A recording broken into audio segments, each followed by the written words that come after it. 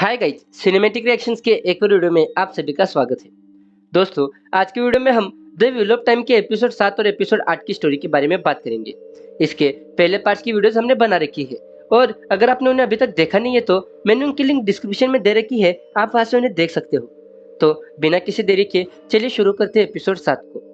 अब एपिसोड 7 की शुरुआत में हम एक प्रेग्नेंट लड़की को देखते हैं। ये बहुत ही घायल है और उसके पीछे कुछ आदमी पड़े हैं उसे मारने के लिए। ये औरत इतनी बहादुर है कि घायल होते हुए भी बहुत आदमियों को मार देती है। ये औरत प्रेग्नेंट होने के बावजूद भी किसी को भी अपने सामने टिकने नहीं देती। बहुत देर तक लड़ने के बाद एक आदमी उसके पीछे एक तलवार घुसा देता है। इसकी वजह से उसका बहुत सारा खून बह जाता है और उसके प्रेगनेंसी का भी दर्द चालू हो जाता है। अब वो एक कपड़ा लेकर एक पत्थर के सहारे बैठ जाती है। तभी यहाँ एक और आदमी आ जाता है जो उन्हीं आदमियों में से था जिससे ये औरत लड़ रही थी। उसे देखकर वो काफी डर जाती है क्योंकि अब वो लड़ने की हालत में नहीं थी और उसे लगता है कि वो आदमी मुझे मार देगा। वो औरत प्रेग्नेंट है ये देखकर वो आदमी रुक जाता है और उसे नहीं मारता। इसके बाद स्टोरी प्रेजेंट में आती है जहाँ मोरेन ने पोर्टल खोल दिया था। अब यहाँ हम देखते हैं कि सभी लोग ब्रह्मपथ के अंदर चले गए थे मैट को छोड़ के। दरवाजा बंद होने के बाद सभी लोग मोरेन से कहते हैं कि उन्हें मैट को भी अपने साथ लेना चाहिए था। मोरेन कहती है कि हम उसे अपने साथ लेके नहीं जा सकते क्योंकि उसने अपना रास्ता खुद चुना है और अब हमें आगे बढ़ना होगा क्योंकि हमारे पास ज़्यादा टाइम नहीं है। तभी यह नैन्यो कहती है कि हमें दरवाजे को वापस खोलना होगा। तो ओजेन कहता है कि हम इस दरवाजे को वापस नहीं खोल सकते। अगर इस दरवाजे को वापस खोला तो माचिन सिन हम सभी को मार देगी। नैन्यो पूछती है कि यह कौन है, लेकिन ओजेन उसे कुछ नहीं बताता और आगे बढ़ जाता है।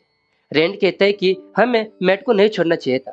तभी इग्विन कहती है कि हमने मैट को नहीं छोड़ा, उसने हमें छोड़ा है, इसलिए अब हमें आगे बढ़ना चाहिए। पेरिन भी इग्विन से सहमत था क्योंकि उनमें से किसी को भी दरवाजा खोलना नहीं आता था और वो लोग रुककर भी कुछ नहीं कर पाएंगे। रैंड को मनाने के लिए नैन्यो कहती है कि जब ये सब खत्म हो जाएगा तो हम सब मिलके मैट को ढूंढ लेंगे। फिर वो सब मोरेन के पीछे पीछे चले जाते हैं। यहाँ लेन मोरेंस पूछता है कि अगर मैट ही ड्रैगन हुआ तो फिर क्या होगा, क्योंकि अगर ड्रैगन के अलावा कोई भी डार्क वन से लड़ा तो वो मारा जाएगा। यहाँ मोरेन कहती है कि मैट हमेशा से ही अंधेरे की तरफ रहा है और जिस तरह से वो खंजर मैट को अपनी तरफ खींच रहा था वो देखकर लगता है कि मैट ड्रैगन नहीं हो सकता और अगर हुआ भी तो हमें मैट को डार्क वन से दूर रखना होगा, क्योंकि अगर ड्रैगन ने डार्क वन से हाथ मिला लिया तो डार्क वन को हराना असंभव हो जाएगा। अब रास्ते में ओजेन सभी को बताता है कि ये रास्ते में भी पहले हरियाली थी, लेकिन अगर आज एक भी कदम इधर उधर हुआ तो अंधेरे के खाई में गिर जाओगे। रैंड ओजेन को चुप रहने को कहता है क्योंकि ऐसे बातें करके वो सभी को डरा रहा था। अब वो सब धीरे धीरे करके बहुत आगे चले जाते हैं। आगे जाने के बाद पेरिन को एक पत्थर दिखाई देता है। तो रैंड उसे पूछता है कि तुम्हें इतने अंधेरे में वो पत्थर कैसे दिखाई दिया। पेरिन कहता है कि मुझे पता नहीं, लेकिन मुझे दिख रहा है। दोस्तों, पेरिन के पास भी कुछ पावर्स थी, लेकिन उनके बारे में उसे खुद पता नहीं था।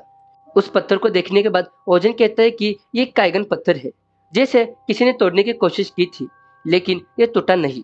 तभी लेन कहता है कि कोई तो हमारा पीछा कर रहा है, इसलिए हमें संभल के चलना होगा। अब बहुत चलने के बाद वो सब एक जगह पर रुक जाते हैं और रेस्ट करते हैं। थोड़ी देर बाद उन्हें एक आवाज़ सुनाई देती है। इस आवाज़ को सुनते ही सब डर जाते हैं। उन्हें पता चलता है कि यहाँ उनके पीछे टेसेक्स भी पहुंच गए हैं। तभी उन्हें ठंड लगना शुरू हो जाती है।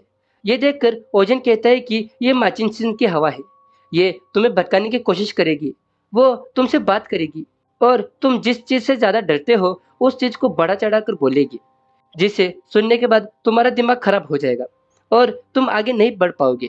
मोरेन कहती है कि कोई भी माचिन सिंह की आवाज़ पर भरोसा मत करना।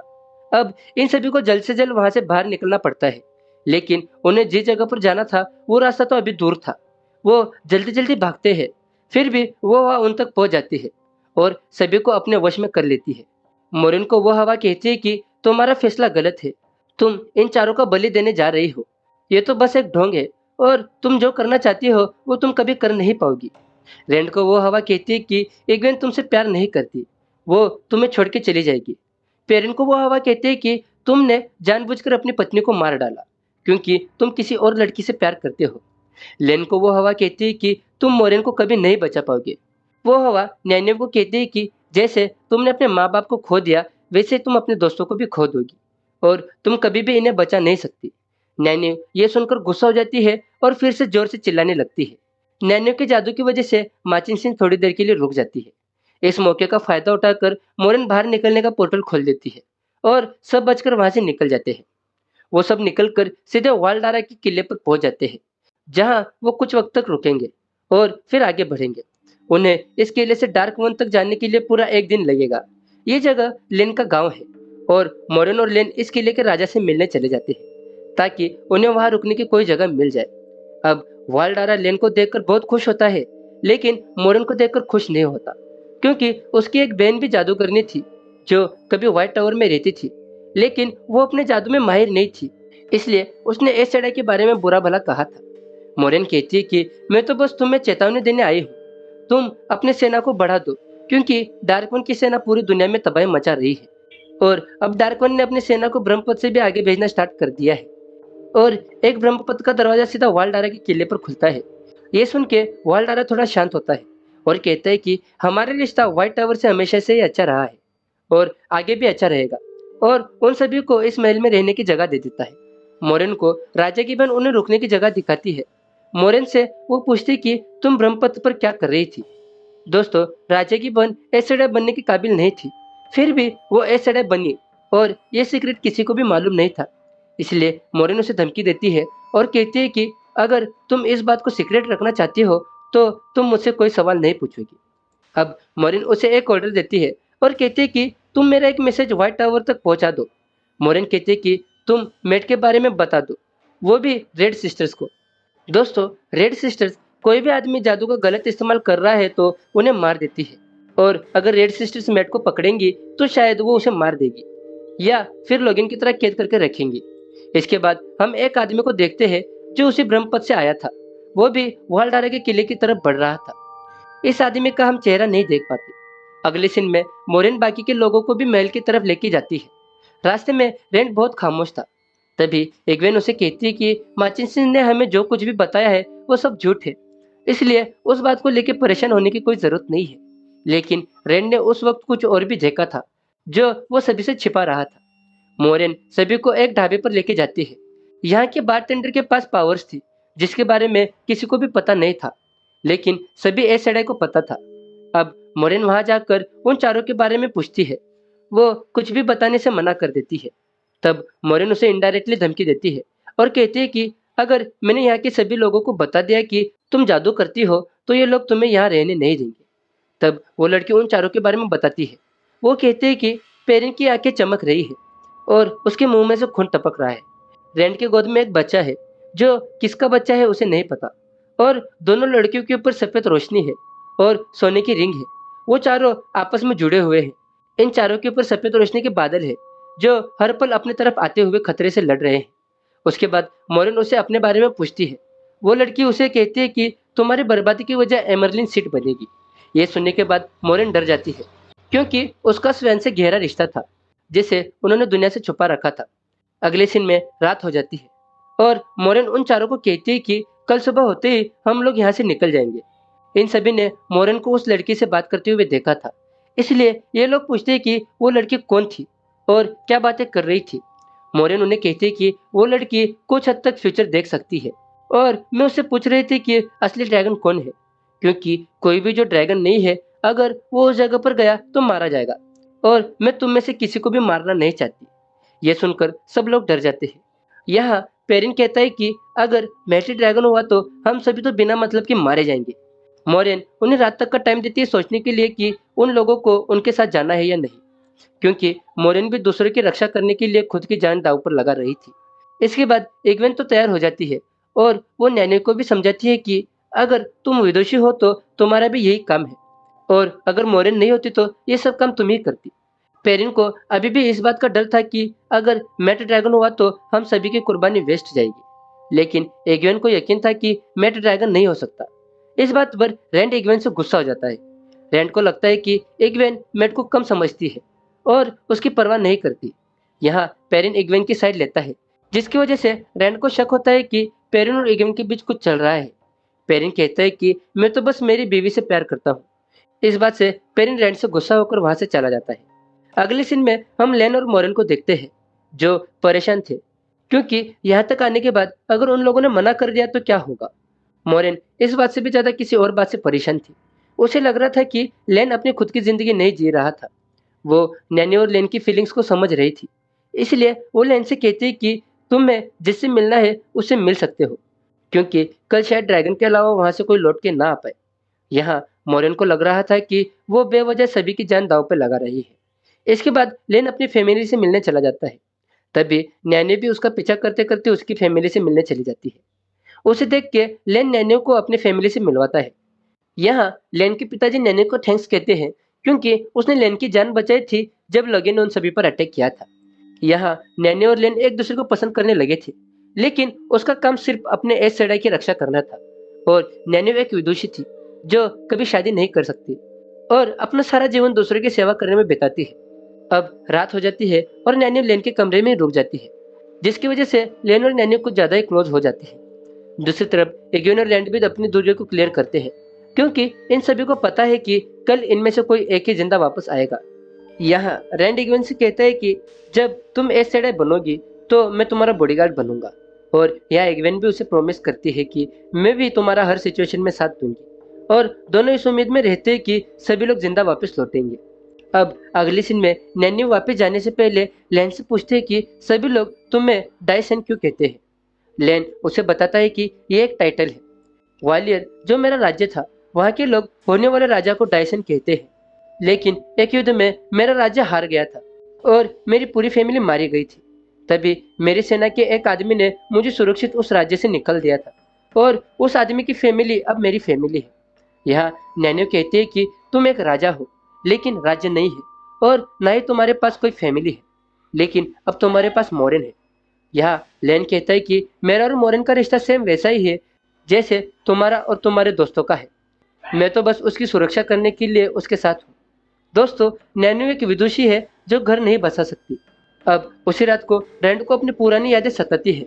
वो सोचता है कि जब उसने उसके पिताजी को ट्रेसेक से बचाया था, तभी रास्ते में उसके पिताजी ने कहा था कि तुम कारी के बेटे हो, तुम मुझे पहाड़ों के बीच बर्फ में मिले थे। उसे वो सारी बातें भी याद आ रही थी जब जब उसने अपने पावर्स को फील किया था, और माचिन सिंह ने भी उसे सब कुछ बता दिया था। लेकिन उसकी बातें तो झूठ थी, इसलिए रैंड इस बात पर यकीन नहीं कर पा रहा था। इसलिए वो उस बारटेंडर के पास जाता है और उससे कहता है कि बता दो कि मैं ड्रैगन नहीं हूँ। तभी वो लड़की कहती है कि जब मैं छोटी थी तब मैंने एक आदमी को देखा था। मैंने देखा था कि वो आदमी खून और बर्फ से भरा हुआ था। उस आदमी के पास वही तलवार थी जो आज तुम्हारे पास है। ये तुम्हारी माँ की तलवार है जो तुम्हें जन्म देते ही मर गई थी। वो बच्चा कोई मामूली बच्चा नहीं था, और उस बच्चे को तुम्हारे पिताजी ने दो नदियों के बीच पाला था। तभी रैंड उसे फिर से पूछता है कि बताओ अब मुझे देख के तुम्हें क्या दिखता है। तभी वो लड़की उसे बताती है कि मुझे एक रेनबो दिख रहा है और तुम्हारे साथ तीन खूबसूरत औरतें दिख रही है। यह उसका मतलब मोरेन, नैनी और इग्वेन से था जो उसका साथ दे रही थी। इसके बाद रैंड उस लड़की से पूछता है कि क्या कल मैं वहां से जिंदा लौटूंगा। इस पर वो लड़की उसे कुछ नहीं बताती। तभी रैंड डिसाइड करता है कि वो अकेला मोरेन के साथ डार्क वन को मारने चाहेगा ताकि उसके दोस्त सेफ रह सके। वो मोरेन के पास जाकर कहता है कि मैं ड्रैगन हूँ। इसके बाद मोरेन भी लेन को अपने बंधन से आजाद कर देती है और रैंड को लेकर डार्क वन को मारने चली जाती है, वो भी बिना किसी को बताए। जब सभी लोग सुबह उठते हैं तो वो लोग देखते हैं कि रैंड और मोरेन गायब है। तभी सभी लोग समझ जाते हैं कि हमें सेफ रखने के लिए वो दोनों चले गए हैं। अब मोरेन रैंड को लेके एक ऐसी जगह पहुंच जाती है जहाँ के पेड़ और पौधे शापित थे और काले रंग के थे। उनके ऊपर अंधेरे का कब्जा था। यहाँ मोरेन रैंड से कहती है कि डार्क वन तक पहुंचने का बस यही एक रास्ता है, और इसी के साथ यहाँ पर यह 7वां एपिसोड खत्म हो जाता है। अब हमें 8वें एपिसोड की शुरुआत में एक फ्लैशबैक दिखाया जाता है जिसमें पहले ड्रैगन ने डार्क वन से लड़ने का डिसाइड किया था। यह वक्त 3000 साल पहले का था। उस जमाने में सब कुछ काफी डेवलप हो चुका था। उस जमाने में लोगों के पास हाईटेक टेक्नोलॉजी थी। लोगों की जिंदगी आसान थी। सभी लोग काफी खुश थे। उस समय ड्रैगन का अवतार एक आदमी था जो उस समय का सबसे ताकतवर आदमी था। वो आदमी उस वक्त की एमरलिन सीट से बात कर रहा था। वो उसे कहता है कि मैं डार्कन को मारना चाहता हूँ ताकि आने वाला समय इस दुनिया के लिए सेफ हो सके। लेकिन एमरलिन सीट ड्रैगन को ऐसा करने से मना करती है। एमरलिन सीट उसे कहती है कि अगर तुम डार्कन को मारने में नाकामयाब हो गए तो तुम्हारी सारी शक्तियां डार्कन को मिल जाएगी और ये दुनिया फिर से हजारों साल पीछे चली जाएगी। फिर भी वो ड्रैगन एमरलिन सीड की एक नहीं सुनता और कहता है कि मैंने फैसला कर दिया है और मुझे अब कोई रोक नहीं सकता। तभी एमरलिन सीड कहती है कि मैं तुम्हारा साथ नहीं दूंगी और वहां से चली जाती है। इसके बाद स्टोरी प्रेजेंट में आती है, जहां रैंड और मोरेन डार्क वन के पास जा रहे हैं। तभी यहाँ कुछ मरे हुए लोग दिखते हैं। इन्हें देखकर ऐसा लगता है कि ये लोग पुराने जमाने के हैं, जो बहुत ही मामूली काम करके अपनी जिंदगी काट रहे थे। अब मोरेन और रेड जब उस काले जंगल में आगे बढ़ते हैं तो रास्ते में उन्हें कई सारे लोग मरे हुए दिखते हैं। ये ऐसे लोग थे जो खुद को ड्रैगन समझकर डार्क वन से लड़ने आ गए थे और यहाँ आकर मर गए थे। तभी मोरेन रेड से कहते हैं कि तुम यहाँ की किसी भी चीज को मत छूना। अगले सीन में हम इग्वेन को देखते हैं, जो रेंड के पास जाने के लिए अपना सामान पैक कर रही थी। तभी पेरिन उसे समझाता है कि हम वहां पर नहीं जा सकते क्योंकि हमें वहां का रास्ता नहीं पता और अगर हम किसी तरह से चले भी गए तो हम मारे जाएंगे। पेरिन के समझाने पर इग्वेन रुक जाती है।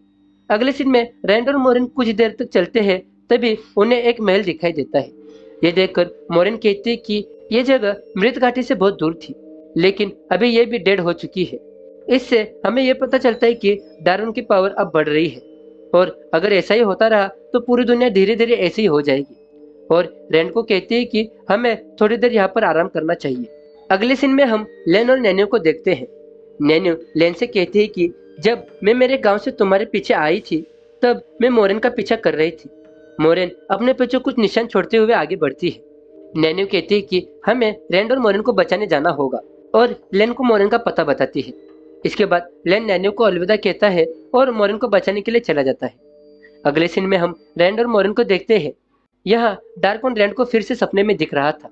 सपने में वो देखता है कि डार्कवन ने मोरेन को मार दिया है। दोस्तों, जो आग वाला आदमी सभी को सपने में दिख रहा था वही डार्कवन है, जो एक आदमी की तरह दिखता है, लेकिन उसके पास बहुत सी पावर्स है। पहले ड्रैगन ने उसे यहाँ पर कैद करके रखा था और नए ड्रैगन से हाथ मिलाने के बाद वो इस जगह से निकल सकता है। डार्कवन रैंड को कहता है कि तुम दिखने में उसके जैसे नहीं हो, लेकिन तुम वही हो। रैंड कहता है कि यह सब एक सपना है। यहाँ डार्कवन उसे बहुत ही फोर्स करता है हाथ मिलाने के लिए। उससे कहता है कि तुम नादान और ना समझ हो। फिर भी रैंड कहता है कि यह सब कुछ एक सपना है। यहाँ रैंड खुद की तलवार को खुद के आर पार कर देता है। इसके बाद उसका सपना टूट जाता है। जागने के बाद मोरेन उससे पूछते है कि तुमने सपने में क्या देखा, लेकिन रैंड मोरेन को कुछ भी बताने के मूड में नहीं था और मोरेन से कहता है कि तुम अब मुझे सब कुछ सच सच बताओ। तुम मुझे बताओ कि मुझे आगे क्या करना है, क्योंकि रैंड को मोरेन ने कभी कुछ नहीं बताया था। यहाँ मोरेन रैंड को एक छोटी सी मूर्ति देती है और कहती है कि जब तुम ड्रैगन के पावर को टच करोगे तो उस पावर को इस मूर्ति में डाल देना। इस मूर्ति को सॉफ्ट एंड रियल कहते हैं, जिसमें आज तक बहुत सारे लोगों ने अपने पावर्स को फोकस किया है। वो कहती है कि जब तुम इस मूर्ति पर फोकस करोगे तो तुम्हारी ताकत और भी बढ़ जाएगी और इसके बाद तुम अपनी शक्तियों को छुपा देना। तभी यार रैंड मोरेन से कहता है कि तुम्हें लगता था कि इग्वेन ड्रैगन है, इसलिए तुम उसे ध्यान लगाना सिखा रही थी।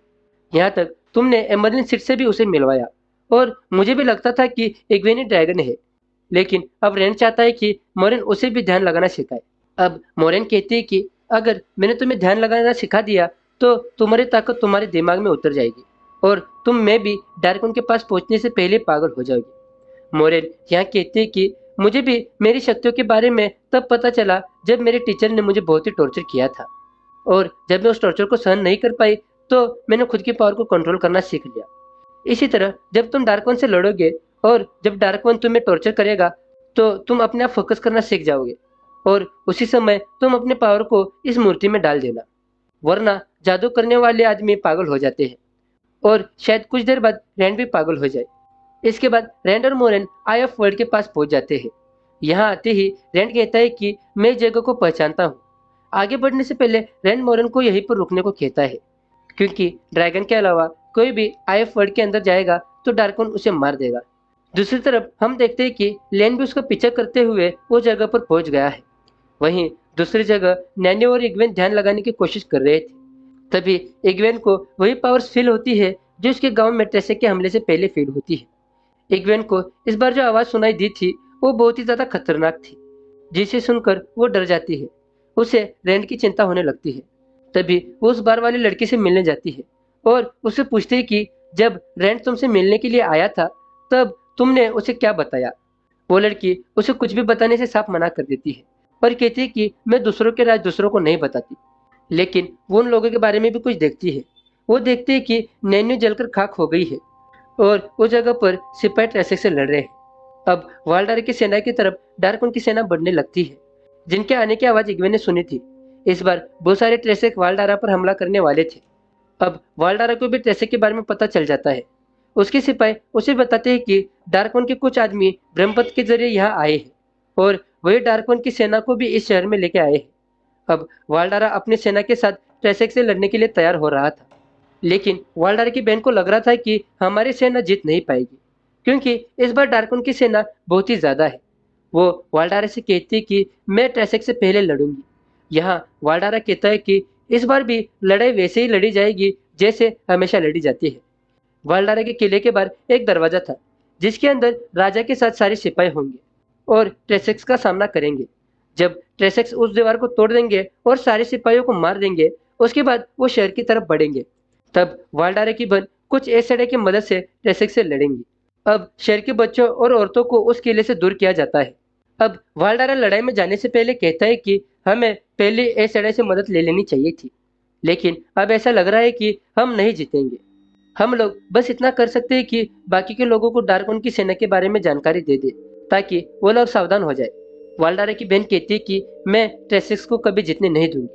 अब वालडारा की सेना ट्रेसेक्स से लड़ने के लिए निकल जाती है और सारी औरतें जिन्हें लड़ना आता है वो किले पर खड़ी हो जाती है। अगले सीन में नैन्यू कहती है कि हमें यहाँ से निकल जाना चाहिए, लेकिन इग्वेन कहती है कि हमें इन लोगों की मदद करनी चाहिए। इसके बाद नैन्यू भी मान जाती है और वो दोनों वालडारा की बहन का साथ देने के लिए चली जाती है।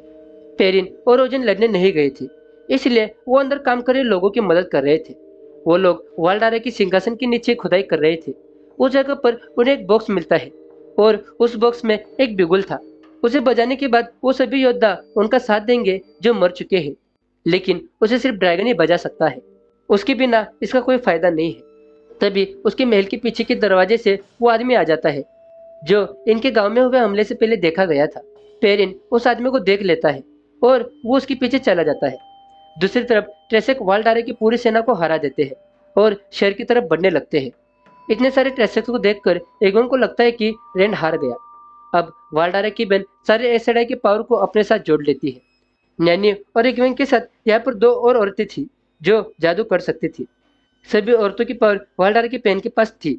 ये लोग मिलकर ट्रेसेक्स की सेना को खत्म कर देती है, लेकिन वो सबके सब अपनी शक्तियों पर कंट्रोल खो देती है। सबसे पहले वो औरतें जल जाती है जो कमजोर थी। इसके बाद इग्वेन भी जलने लगती है और वालडारा की बहन भी। इग्वेन नैन्यू से कहती है कि मैं जल रही हूँ, तुम्हें ये सब कुछ रोकना होगा। लेकिन नैन्यू के हाथ में कोई कंट्रोल नहीं था। फिर भी वो किसी तरह से इग्वेन को बचा लेती है और वालडारा की बहन भी जल जाती है। जब इग्वेन को होश आता है तो वो नैन्यू को देखकर रोने लगती है। यहाँ नैन्यू पूरी तरह से जल गई थी। जब वो रो रही थी तभी उसकी थोड़ी पावर्स नैन्यू के अंदर चली जाती है। इसके बाद नैन्यू पूरी तरह से ठीक हो जाती है। अगले सीन में जब पेरिन उस आदमी के पीछे से वापस आता है तो वो देखता है कि किसी ने ओजिन और सभी लोगों को मार दिया है। वो आदमी उस बिगुल को अपने साथ लेके चला जाता है, क्योंकि वो उसे लेने के लिए वहां पर आया था। वो आदमी पेरिन को कहता है कि तुम पांचों टेवेरियन हो। टेवेरियन हर जगह पर एक या दो पैदा होते हैं, लेकिन इस बार 5 थे, जिसे देखकर मोरिन भी पीछे आई थी और डार्कन के साथ मैं भी था। हम ट्रेसेक्स तुम्हें मारने के लिए नहीं आए थे, बल्कि तुम्हें अंधेरे में ढकेलने के लिए आए थे। वो आदमी पेरिन को कहता है कि मैंने और मैट ने अंधेरे को चुन लिया है और तुम पांचों बहुत ही ज्यादा इंपॉर्टेंट हो। फिर चाहे रेड ड्रैगन हो तो क्या हुआ, इसलिए हमने तुम पांचों में से 2 लोगों को अंधेरे की साइड में कर दिया है ताकि बैलेंस बना रहे। वो आदमी जाते जाते कहता है कि यह तो युद्ध की शुरुआत है। ये सब कहकर वो आदमी बिगुल को लेकर चला जाता है और पेरिन बस देखता रह जाता है। अगले सीन में हम रैंड को देखते हैं जो उस जगह पर था जहां पर डार्कन को कैद करके रखा गया था। इस जगह पर आते ही उसे वो सब कुछ दिखने लगता है जो इस जगह पर हो गया था। रैंड जैसे यहाँ पर आता है वो सपने में चला जाता है। तभी मोरिन उसे जगाने की बहुत कोशिश करती है, लेकिन यहाँ पर डार्कन आ जाता है और मोरिन की सभी पावर्स को खत्म कर देता है। इसके बाद मोरिन अपने जादू का इस्तेमाल नहीं कर पाती। रैंड सपने में देखता है कि वो इग्नन के साथ अपने गांव में एक घर बनाकर रह रहा है और इन दोनों की एक छोटी सी बेटी भी है और दोनों काफी खुशी से अपनी नई लाइफ को जी रहे हैं। सपने में रैंड को शक होता है कि ये सब सच नहीं है, इसलिए वो इग्वेन से अपने बचपन की एक बात पूछता है, जिसका जवाब देने के बाद उसे यकीन हो जाता है कि ये सब कुछ सच है। तभी डार्कवन यहाँ आके सब कुछ रोक देता है और रैंड से कहता है कि अगर तुम चाहो तो तुम ऐसी लाइफ जी सकते हो, तुम्हारे पास वो शक्तियां हैं जिससे तुम कुछ भी कर सकते हो। यहाँ वो रैंड को लालच दे रहा था, अगर वो डार्कवन से हाथ मिला लेगा तो उसे वो सब कुछ मिल जाएगा जिसके उसने सपने देखे थे। यहाँ रैंड उसकी बातों में आने लगता है और दूसरी तरफ मोरिन उसे जगाने की कोशिश कर रही थी, लेकिन वो उसे जगा नहीं पाती, इसलिए वो रैंड की छाती पर एक खंजर रख देती है और डार्कवन को कहती है कि अगर इसने तुम्हारा साथ चुना तो मैं इसे मार दूंगी, क्योंकि जब ड्रैगन जिंदा रहेगा तभी तो डार्कवन आजाद हो पाएगा। डार्कवन सपने में ही रैंड को टॉर्चर करने लगता है। वो रैंड को कहता है कि मैं एक पल में सब कुछ खत्म कर दूंगा। यह डार्कवन अपने पावर से इग्वेन का गला काट देता है। ये देखकर रैंड उसे रुकने के लिए कहता है। इसके बाद डार्कवन फिर से रैंड को उकसाने की कोशिश करता है। वो कहता है कि अगर तुम चाहो तो ये सब कुछ हमेशा के लिए ऐसा ही रह सकता है। इस बार रैंड डार्कवन की बात मान लेता है और कहता है कि मुझे बताओ कि ये सब कैसे होगा। यहाँ डार्कवन उसे अपनी शक्तियों पर फोकस करना सिखाता है। रैंड के लिए ये बहुत ही आसान था, क्योंकि उसे पहले ही पता था कि वो क्या कर रहा है। दूसरी तरफ डार्कवन मोरिन को भी बताता है कि रैंड ध्यान लगा रहा है और तुम्हें पता भी नहीं चलेगा कि रैंड ने कब मुझसे हाथ मिला लिया। मोरिन ये सुनकर रैंड के गले पर तलवार रख देती है, जिसकी वजह से उसके गले से खून निकलने लगता है। लेकिन रैंड जानता था कि वो क्या कर रहा है।